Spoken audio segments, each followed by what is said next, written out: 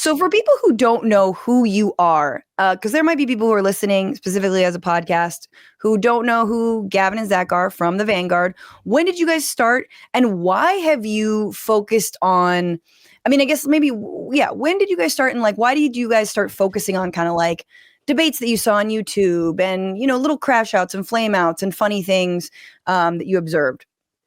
Well, actually, it's funny, Francesca, because we were just on Olay's show and she was talking a little bit about how when she started her YouTube channel, one of the things she was leaning into heavily was like interviews. And it took a little while to realize that, you know, people weren't necessarily gravitating towards that. She had to find a way to kind of spice up her content and got more views overall that way. We had a very similar trajectory. Zach and I, when we started out the Vanguard back in like 2020, the first like 20 or 30 videos we put out were just interviews. We interviewed people like Cori Bush. We interviewed people like Zohran Mamdani back in 2021 when he was running for state assembly in New York. It was one of the coolest things ever at the time. Obviously, we had no idea that he would ever run for mayor, let alone win the Democratic nomination. So cool stuff. We met a lot of cool people, but to be honest, Francesca, none of those videos got any views. I think at most we got like, 330 views on one. We were like, yay.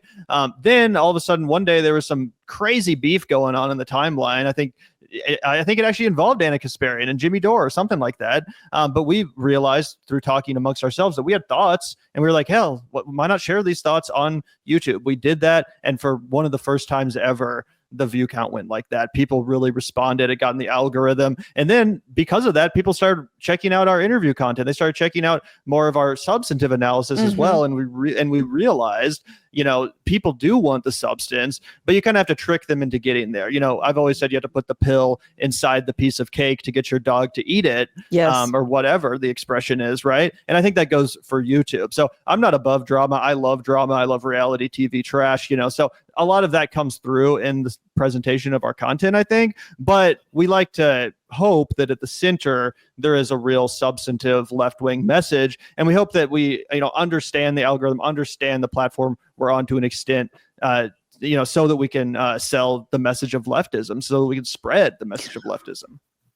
Yeah, man. And Zach, please feel free to jump in. But I do feel like, covering drama for good and for a broader purpose of pointing out, why, a debate might be bad faith or why someone might be lying to you about their positions. That I think is good. And it's sad. I'm someone who comes from like leftist organizing, anti-war, global justice organizing in the, early 2000s. And so I always believe in social movements. I always believe in organizing. I don't believe that even though I have a show, I don't believe having a show is a substitute for like real, work. But it's funny that we're reached this point where there are so many kind of left, and progressive shows that like they're going to have beef with each other. There's going to be fun things to, cover. And I think the reason I say it's for good is because you guys have put your finger on a trend that has been happening on the biggest political show, arguably one, or at least one of left of center, which is TYT, and the trajectory that they've taken, over the last, I don't know, you put in maybe 3 years, 3 to 5 years. Kind of is what, we've been looking at. And it was the first beat that we really sank our teeth into because we noticed a trend. Gavin was a huge YouTube head, and he got me into YouTube in about 2018 when I was just like your run-of-the-mill Bernie bro. Gavin and I both wanted to be writers. So if you notice anything that's associated with the early Vanguard, it's the Vanguard blog. We got a WordPress website. We were writing every single day for an audience of no one. We were just sitting in Gavin's dorm room or in my house, just trying to get done, feeling like we were a part of that Bernie Sanders primary, basically living vicariously through it as college students in the middle of the map where there wasn't as much energy for Bernie Sanders as we felt. And we followed it, really, really closely. We wrote about the Josh Hawley primary victory in Missouri. We've been following politics like deeply, deeply since we were in high school. We were both on. And where are you guys located? Kansas City, Missouri. So we grew up in the middle of the map. And so we have this baseline of like Gavin and I are diehard progressives. We consider ourselves socialists. We are people who really care about the political movement. And we've kind of tried to use that as a baseline of like, okay, how can we turn that into our beat? right? Recently, I went back and revisited one of my favorite books. It's called The Boys on the Bus. It was written by this guy, Timothy Krause or Timothy Cruz. I don't know how he pronounces it, but he follows all of the reporters on the 1972 campaign trail, one of them being Hunter S. Thompson. It was a very famous time to cover politics. And instead of covering the candidates and instead of covering the primary, he covers the other reporters. He analyzes how they work, how they live. And they call him a gossip columnist. They call him trash. They call him a rag sheet. They say that he's unserious and there's so much big picture stuff to be focusing on. Why would you waste your time covering other journalists? Why would you waste your time covering the press? And it's because the press has to be kept honest by somebody, right? And at that time, it was dominated by overarching corporate press. You were going to, get the AP wire and you were going to, send it back over. But it was all very homogenized. And he wanted to write about the people who were doing things differently, doing things uniquely wrong or doing things uniquely right. And we kind of carried that. And we first had this big beef with somebody I know you're familiar with, Jimmy Dore, who's a total asshole. He's a narcissist. He's a scumbag. We went to war with him for about a year and a half. And finally, we were like, we've kicked this, dead horse a bunch. Like he went totally anti-vax, totally Trumper. Not fun. How did I miss all of this content, Zach? I mean, here's the thing. Like, so we know that like my history with Jimmy Dore is that I told him to tell my journalist to not call my journalist friend Al-Qaeda. He was reporting Shane Bauer. He was reporting in Syria at the time. And I was like, don't call him Al-Qaeda because he was like on one. And the Syrian civil war was a very big watershed moment for like some really whack job leftists. And he like freaks out at me, right? And I was really ginger because I hate Twitter. I'm like not a Twitter beef person, and especially back then. And he's apparently on a boat in Venice. He's like literally on a vacation in Venice. He's freaking out at me. He's in my DMs. You Paige Chill. Like that's what he's calling me instead of Paige Chill. And he's like, come on my show. And it was like this like weird pickup artist for like YouTubers where he was like negging me like, oh, come on my show, you stupid. Yeah, we're gonna debate. And I was like, nah, man, no thanks. But Jimmy Dore was one of the people you kind of first tracked in terms of his, ostensible, like aggressive, progressive stance and left stance to right stance. And is that because you guys actually were fans of Jimmy's? Well, I would say that the original context in which we covered Jimmy Dore was force the vote. And I was a big proponent of the force the vote strategy. I think that people who still want to relitigate that conversation endlessly and act like, whether or not you were pro or anti force the vote, do people act like it matters in the current moment, I think are a little bit silly. But at the time, yeah, I very much so strongly felt that it was the right idea. And Zach and I, we went pretty hard on behalf of that strategy. That was definitely also another moment where we realized that you can actually have a really interesting strategic conversation about substantive politics by talking about the crazy beef and drama that's created specifically in a moment like that, where the entire left was at each other's throats. We started using the term left on left violence during that period because it got so freaking ugly. And I still to this day, totally stand by our commentary from the time, despite how vicious those debates got. I do think it was probably the correct move. But almost immediately after the force the vote thing fizzled out, Jimmy basically used it as excuse to turn on the left and to turn on even the most progressive Democrats like Bernie, people like AOC. Why? Because they didn't support his idea. And that's when it was like, all right, we're not going to follow you down this rabbit hole, bro. You had a good idea, but just because Bernie Sanders and AOC didn't embrace it and champion you as some strategic genius doesn't mean that we're going to abandon the progressive part of the Democratic Party. It doesn't mean we're going to abandon the idea of trying to take over and reform the Democratic Party. And then he quickly went from being, somewhat of an ally and friend to just a straight up, pinata, a punching bag. He became like the what we currently now view as the Cenk Uger, the role that Cenk and Anna play on our show. For years, that was Jimmy. He was before. I mean, he was openly in like 2016 saying that like Hillary Clinton has is like whatever, has some sort of brain damage or something like this, and she's cognitively impaired. I don't know why we always go with that line, although it's been true with our octogenarians. But so he had been losing and drifting for a very, very, very long time. And I remember at the time when he harassed me, I was like, and I've never been a full-time employee, so I'm not really party to whatever HR guidelines, but Jimmy sure it was. And yeah, I don't even want to know what his contract was, but I was texting Cenk. I was like, call your boy off, like tell him to stop. And I said, if he keeps on harassing me, I'm going to go public with it. And then I did. And I just like posted on Twitter. I was like, yo, this is bad. This is like, this should be no one's person. But I really want to not drill down on, but I really want to name that if you, that you guys like the force the vote strategy, but when it was clear that it was like, okay, it's over, it wasn't necessarily a rationale to throw Bernie and AOC under the bus, as you just said, Gavin. And I think that is really fascinating to me, because for me, I felt like Force the Vote was in part very much a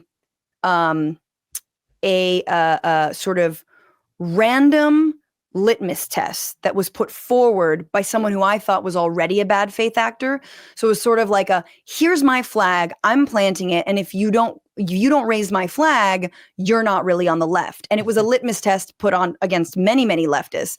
And that litmus test, I was just on with Brianna Joy Gray the other week, and she still wanted to talk about it. And I thought we had a very healthy conversation. It was good. I appreciated her reaching out. It was whatever. But I think the fallout and having someone be like, I think similar to what we're seeing with Cenk now, I'm going to create a litmus test, which is you have to give flowers to the right when they are good on one issue.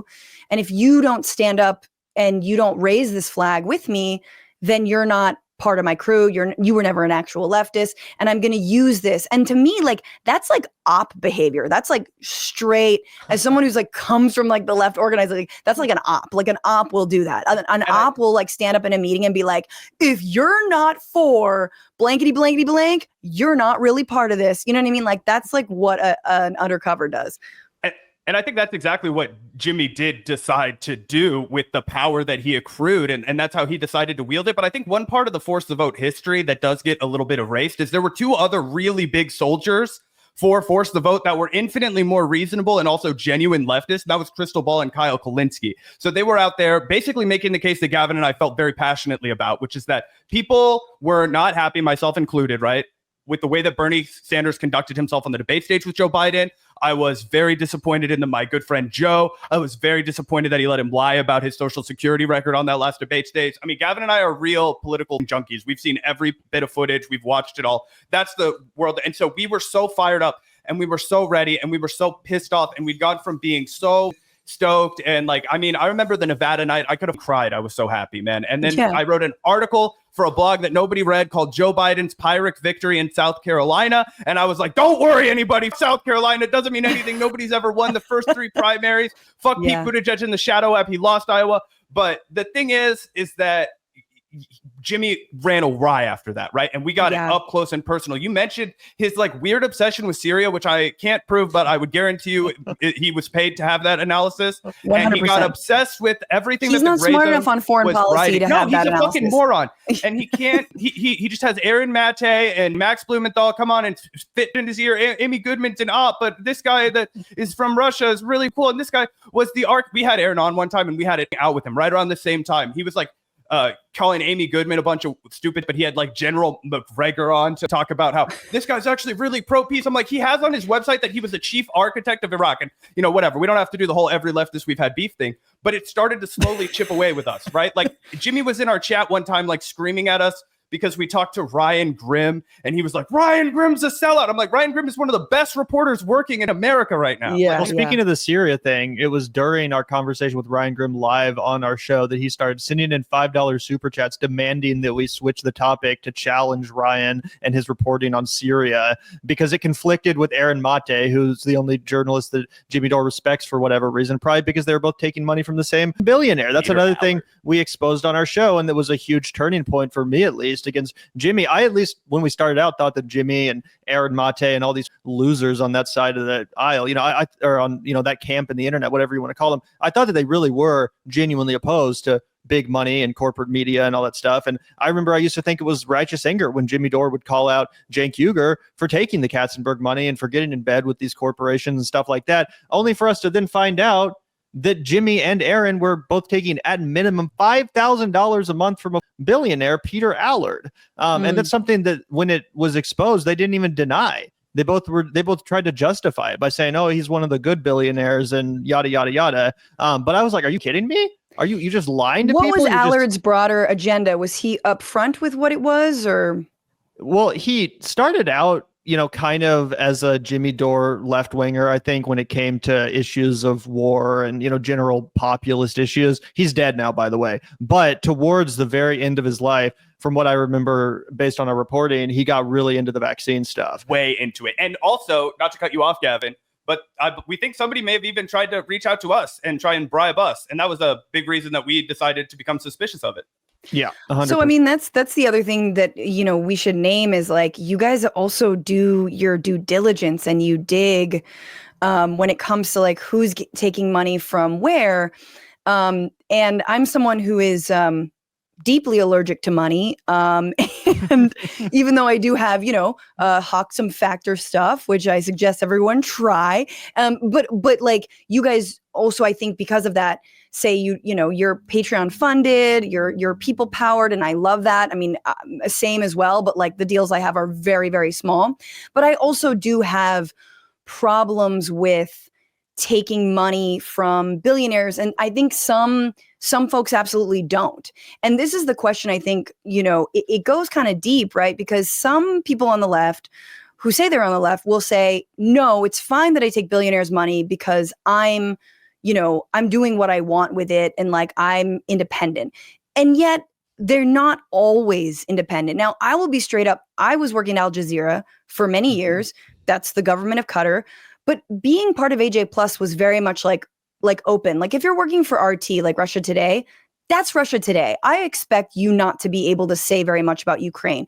When we were working on AJ Plus, there was like 2 moments where there was some editorial line, but other than that, we pretty much were able to do whatever the hell we wanted. And I'm open about that, right? Granted, Al Jazeera did do a deep dive into like the workers who were working on the World Cup stadiums. They actually covered it. And then they were like, full disclosure, Al Jazeera is, very much funded by the Qatari state, blah, blah, blah.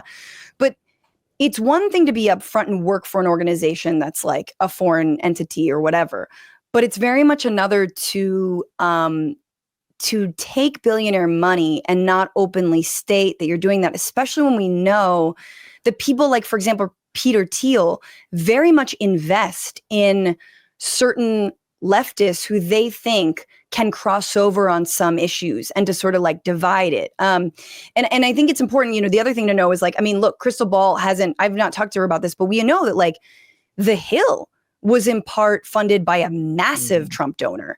And that's kind of why they allow leftist voices to go on it, because a lot of those leftists will hit Democrats even more than they hit Republicans. I'm not saying that's what Crystal did, but like, let's just say this. I'm glad she's independent. I'm glad she and Sagar went their own way.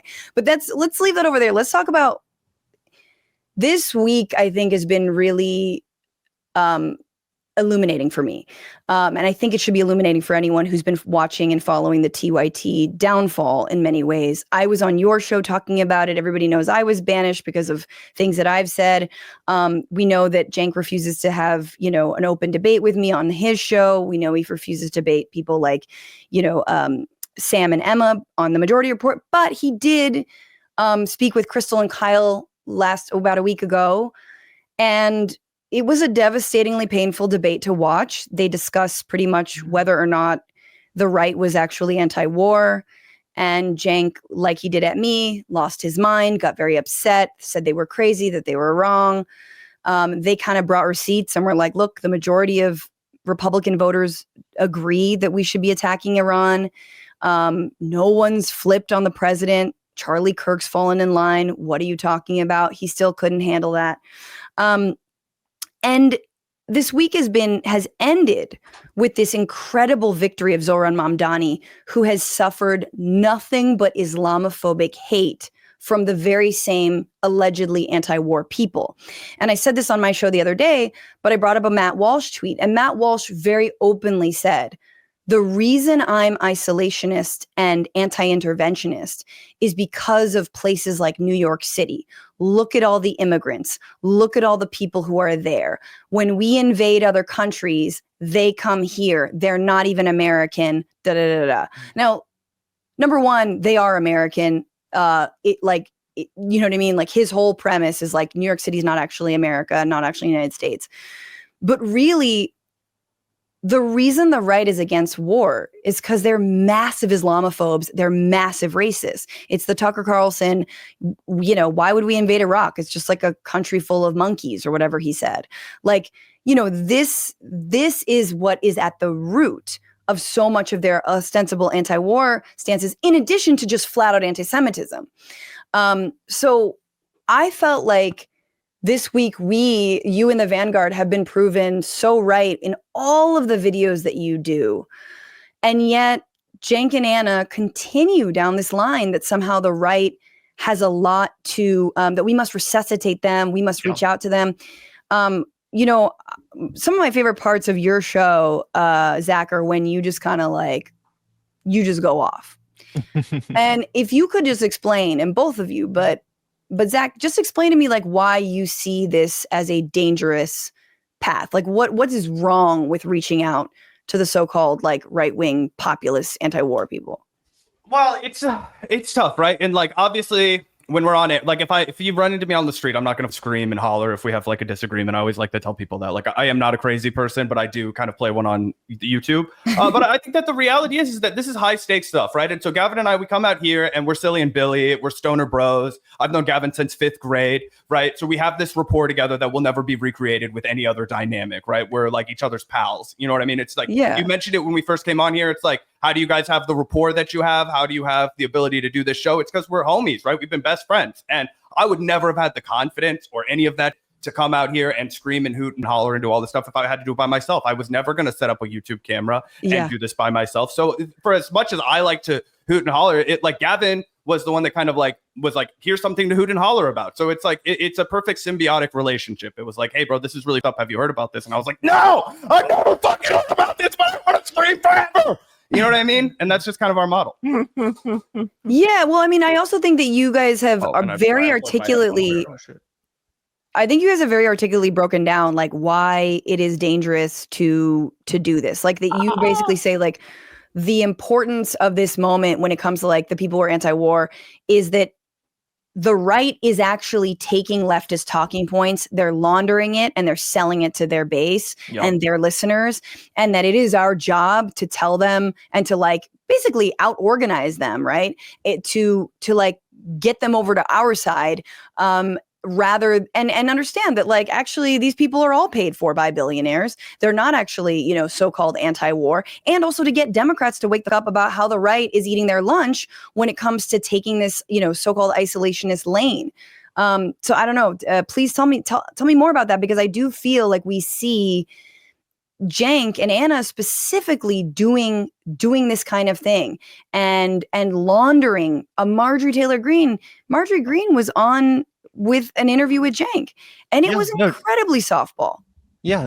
So Marjorie Taylor Greene went on the Young Turks for a crazy, embarrassing softball interview where she tee-heed with him, and they kind of mocked John Iadarola, something that he then later had to come out and be like, I don't approve of this. And, you know, it was embarrassing for him, clearly. So that happened. But in the same month, they didn't mention Zoran Mondami once. Not until he won, of course. Then they wanted to take credit for it and be like, oh, see, you know, this is proof of everything we've been saying, when in reality it was the opposite. Zoran called Donald Trump a fascist and called MAGA a fascist movement, despite the fact that Cenk has been out here, you know, scolding every leftist on the block for doing exactly that and saying, what, you think that's a good way to win voters? You think that's a good way to win voters? You call Donald Trump a fascist? Well, yes. Zoran just, you know, completely disobeyed you. He completely, you know, followed his own path, which was that of a true leftist, instead of a mealy-mouthed, you know, panderer to a fascist right-wing movement. And he succeeded. And I think that, you know, that just says everything. Cenk talking to Marjorie Taylor Greene, Cenk hyping up right-wingers in the same month that he doesn't even mention the guy who's doing everything him and Ana said not to do, but succeeding anyway. only to then turn around and try to take credit for it. I mean, that's exactly everything you need to know about the Young Turks at this point in time. And yeah, I think that, channels like ours, part of the reason why we do what we do is because we understand YouTube as a platform. And, like after Ana Kasparian started to make her right-wing turn specifically, I started to see a lot of videos popping up, right, of these kind of right-wing drama farming YouTube channels. And they were all giving her credit, and they were all trying to hype her up and say, look at this, it's so awesome. She's standing up against all these SJWs and all these idiots on the left, and Anna's our queen and all this. And there's like 30 of those videos made every week or something, at least when she was really starting out. A lot of lefties, they feel above that kind of content. They feel like, oh, we're too serious. We have to talk about facts, and, we have to talk about war, and like, we can't get in the gutter. We can't get into this crazy realm of drama. I think that's part of the reason why Donald Trump beat us. I think that's part of the reason why MAGA won. The right wing is not afraid to meet people where they're at and to get them involved in politics by any way necessary, which might include that hook of drama, which might include that tabloid kind of, sheen to it all.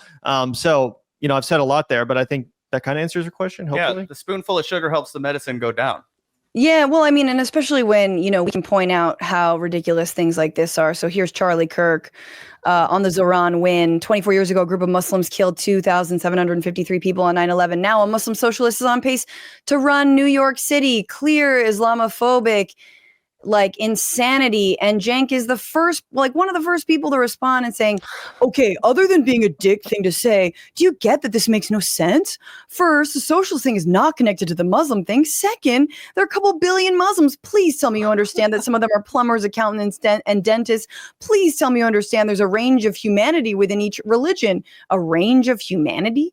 Please, some people are angels and others do terrible things. It's in each religion, in each nation. The idea that all Muslims would be like the terrorists of 9/11 is such an unimaginable thought. And if you knew any, because then you would know that they're grandmothers who give milk and cookies to their grandkids. I mean, it's just like on and on and on.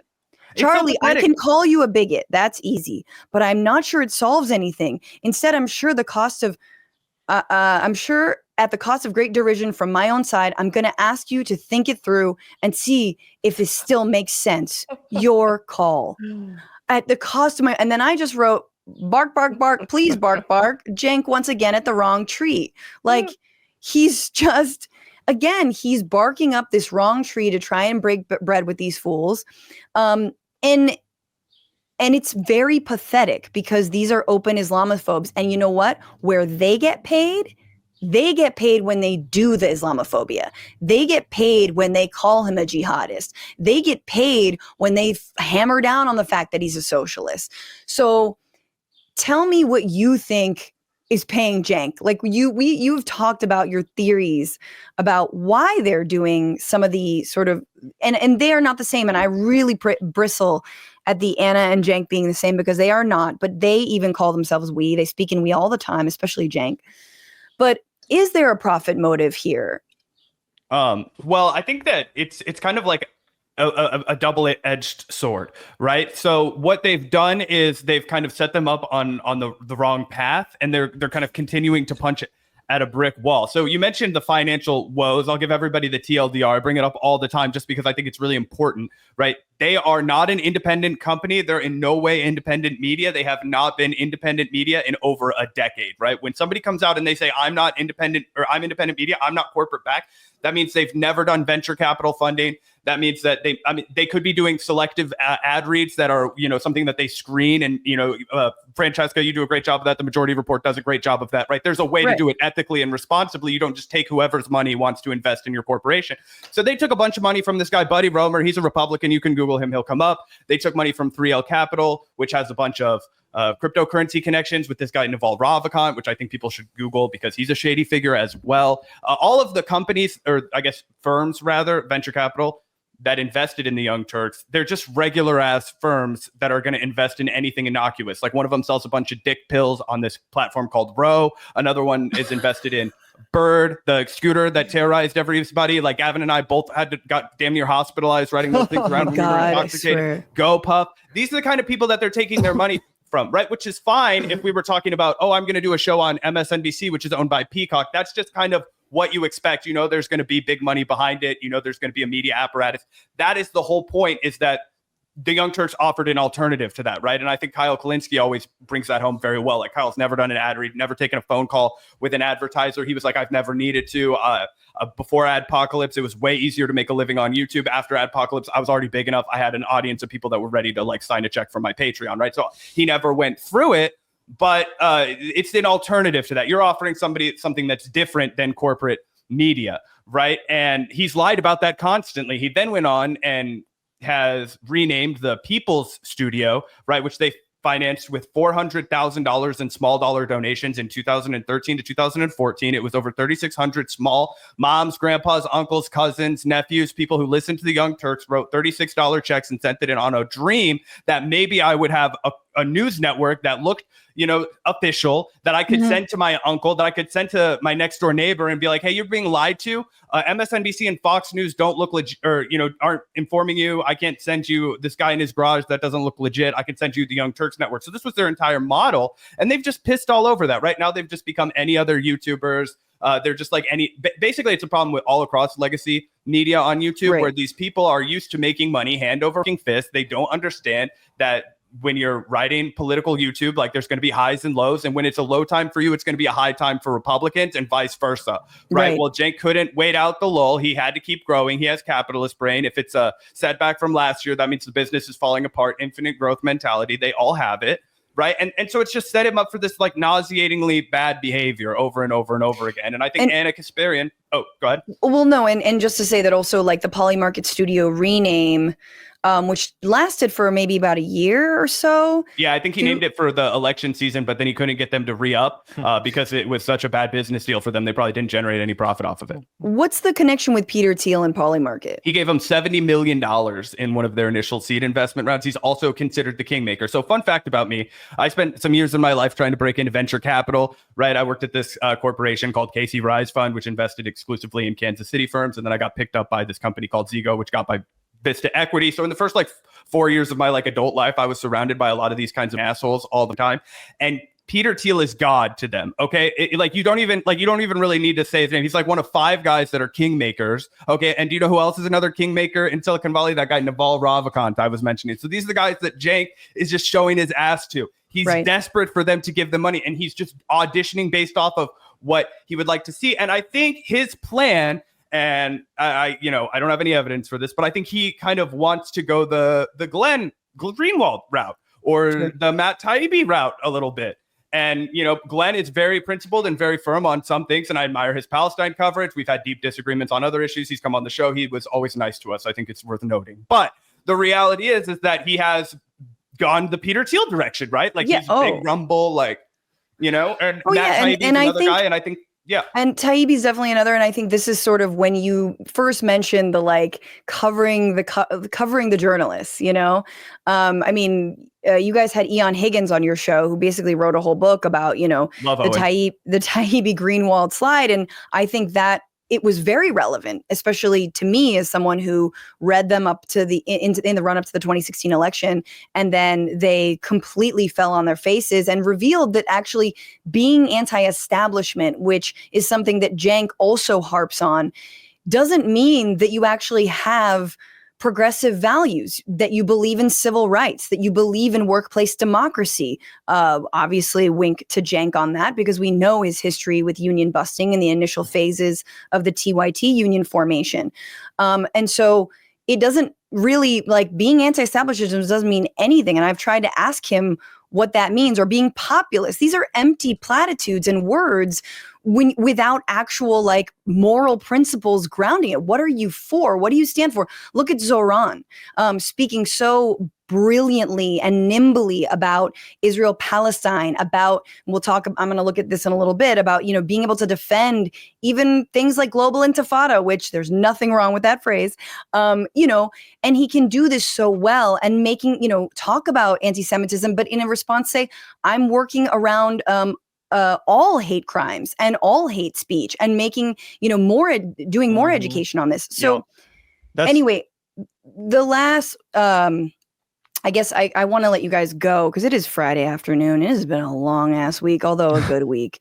I wanted to maybe focus a little bit more on I wanted to give my theory on the Ana stuff really quickly, because there's different shades here. You know, Cenk's not really sure he's unaligned, as Ana's very clear she's unaligned. She's not on the left. She's not on the right. She wants to have conversations with anyone except for me, and, you know, anybody to the left of her, actual left of her. She's good on Palestine, and so that's why she gets, you know, rebooked on Piers Morgan a lot. And it's the one issue. Abortion rights, maybe. She's kind of like a, you know, at this point going the Tommy Lahren plus Candace Owens type way. But it is also this week really important to point out that not only did TYT not cover Zoran's rise before, let alone when you guys covered him in 2021, but that Zoran's ideas for the city of public safety units instead of cops in subways, of, like, again, harm reduction. Who knows what his thoughts are about, you know, safe injection sites, needle exchanges, things for resources for unhoused people, protecting immigrants. Ana has treated progressive mayors like trash before, and specifically she's done solo pieces that get terrible views, but because she cares about it, against Brandon Johnson. Brandon Johnson, mayor of Chicago, also progressive, also someone who has moved money out of the police, also someone who supports teachers unions in Chicago. She's done entire exposés about hates him, how terrible Brandon Johnson is, what a failure. And so mark my words that if Mamdani is elected, I give her 6 months to do an utter takedown.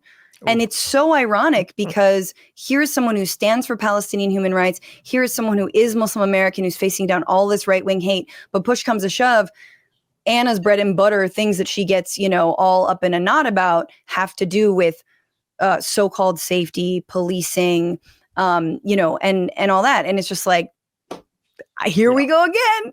Yeah, it's crazy. And I feel like Ana's one of those people that, like, she does talk a lot about the things that she hates, and she spends a lot of times criticizing the public officials when they do something wrong. But, like, who would she point to as a good mayor? Like, who's a mayor that she would approve of, or a governor that she really likes? You know what I'm saying? Like, we talk about it all the time. Like, the reason why I got so excited about voting for Kamala Harris was because Tim Walz. I think Tim Walz is the best governor in the country. We talked about it a million times, all these policies that he got passed and why he's an example of a progressive in office who was actually able to improve his state, and how, you know, people don't spend enough time giving governors and mayors credit when they actually can get done from the left, you know?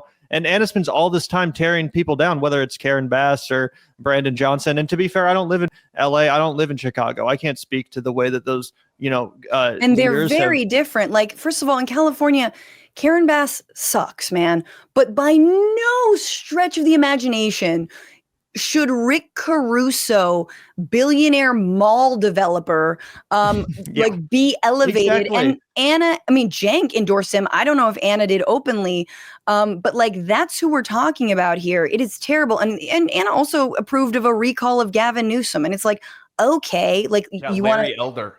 Yeah, you're going to support Larry Elder. And sad to say, this is the problem. There isn't a big enough left, you know, insurgency against the Gavin Newsoms, the Kamala Harrises of California. California sucks. California.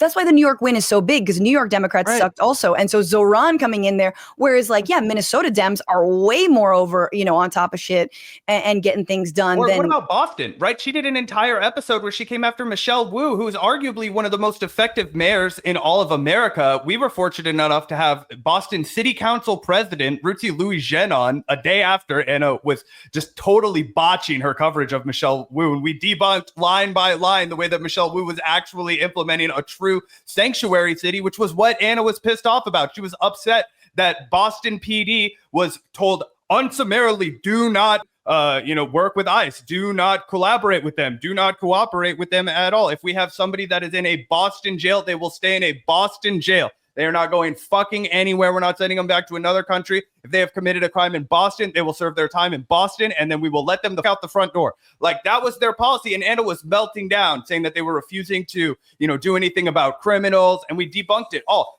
Michelle Wu is, I'm sorry, the gold standard for what you could expect from a Democratic mayor. She is a really nice woman. I met her one time. Obviously, that's a small sample size, but her work speaks for itself. Yes. Okay. And so just if that's who No, you're and going to antagonize, she was Republicans hauled her and Brandon Johnson, you remember. that was what Ana was defending. Right, exactly. And she, Anna's also defended like JD Vance when JD Vance was like, she's also bought into this line about that JD Vance also has echoed, which is that immigrants are straining the housing, market, and they're the reason that people can't afford places. And it's like, oh my God, if you are laundering this, and these are people who love to go after big money, love to go after corporations, love to talk about, Ana loves to get into the like internecine about private equity. And you're going to agree that immigrants often who live like 6 people to a studio apartment are the ones who are driving up the cost of housing. And this is where I really get really upset, because being in LA, after the LA fires, she was spinning lies about unhoused people who were they said drugs started the fires on an episode of TYT. That made me lose my fucking mind. Yes. They said drugs started the fires. They also, after, in the wake of these massive raids, LA is still under siege. Ana was basically like took Tom Homan's list of most wanted and was like, some of them are actually doing terrible things. And it's like, yeah, okay, we're going to take the word of Tom Homan and DHS that lied about Kilmar Abrego Garcia, to say nothing of Anders, the makeup artist who's still currently in Sicat in El Salvador. You're gonna take their line. Cool. That's all we need to know about, folks. And the reality is, she used to be someone who was so good at facts, right? And this is so funny because the other day, and I'll play a clip really quickly before I let you guys go. The other day, they claimed that, those of us leftists who don't want to work with the right or give them their flowers for being against the war, we're in our echo chamber. We've lost sight of the facts, and they're just there to spit the facts. Meanwhile, any unhoused person somewhere like lights up a crack pipe and Ana's like, she sees red. She's gone local news reporter on us. You know what I'm saying? Oh, yeah. I think she's genuinely afraid of Los Angeles. We get into arguments with people from the coast all the time because they're like, you guys don't understand what crime is like. You're from the middle of America. And it's like, bro, St. Louis is the murder capital of America. Okay, it's in Missouri. Yes. Kansas City's always in the top 10. Okay, there's a zip code we call the murder factory, and it's really sad, but nobody goes there. Like, if that was happening in Los Angeles, they would be melting down. Yeah, 100%. Yeah, we've seen that. All right, quickly, and then I'll let you guys go. I know you got an evening planned. This is the moment that I think a lot of people are talking about, because Ana and Cenk did finally put out a video where they're responding to leftist critiques of their interview with Kyle and Crystal.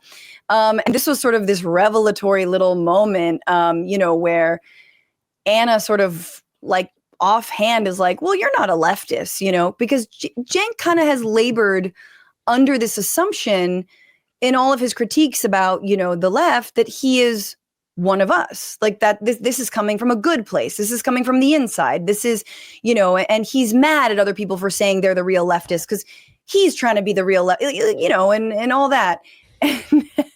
And she doesn't, and then she says this. It's framing it as, we're tougher and meaner on Trump voters. We got them, right? Oh, Cenk, look at him being soft on Trump voters. That's not a real leftist. And as Kyle said, look, man, I don't catch. Well, I mean, you're not a leftist, number one. Yeah, right. But I'm on the left. I'm massively on the left. Bro, that's like when your mom comes in, you're on the phone with this, you're on the phone with this chick, and you're like, yeah, I'm driving a Maserati, but it's in the shop, and your mom over there, honey, you don't have a Maserati. You're driving the Fiero from '99. Where's the Maserati? You never took me for a ride. What do you mean? You borrow my Honda Civic? Yeah. Well, if you can afford a Maserati, you can surely afford your own place, huh, hotshot? Honey, I don't know what kind of money you think we have, but we don't. Anyway, he's a nice boy. You're totally right. That's hilarious. And he says, no, I'm massively on the left. I'm just not a leftist. It's the tist it's the suffix that I have a problem with. I'm on the, but he's not. He's like, so I'm super populist, but I'm centrist when it comes to politics. I'm like, oh, you're a centrist. We've talked about this. He's a centrist. You're straight up in the middle. You're a centrist. And lastly, I feel like, And I've said lastly for the millionth time, but Gavin, lastly, I'll kick it to you because you've pointed out as someone who used to be a fan of TYT that actually up until recently, even when he was, remember guys, running for president, Cenk very much called Donald Trump a fascist and was open about this authoritarianism. Yeah. Well, that's one of the things that makes this so crazy, Francesca, is that Cenk himself not that long ago was calling Donald Trump a Nazi. He proudly posted a clip of himself on KKF, the show that he just imploded on. Like when he was on that show running for president, he said Trump is a fascist, Trump is a Nazi. And now he wants to go on there and scold Crystal and Kyle for basically saying just that. And again, if the dude leading the movement is a Nazi, if the dude leading the movement is Hitler, then his followers are also Nazis. You know what I'm saying? If the dude leading the movement is a Nazi, then it's a Nazi movement. There's not really any other way to slice it. And that doesn't mean that those people can't change their mind. That doesn't mean they can't snap out of it and say, oh, I just got led astray. You know, and some people did that were huge Bush supporters. And then they turned around and said, you know what? I'm going to vote for Barack Obama. And I'm not saying that those people are going to go to hell and that they're never going to be forgiven. Obviously not. You know, there's a way out of the cult. But at the moment, to get out of the situation, we have to properly diagnose the situation we're in. And this country is in a pretty fascist situation.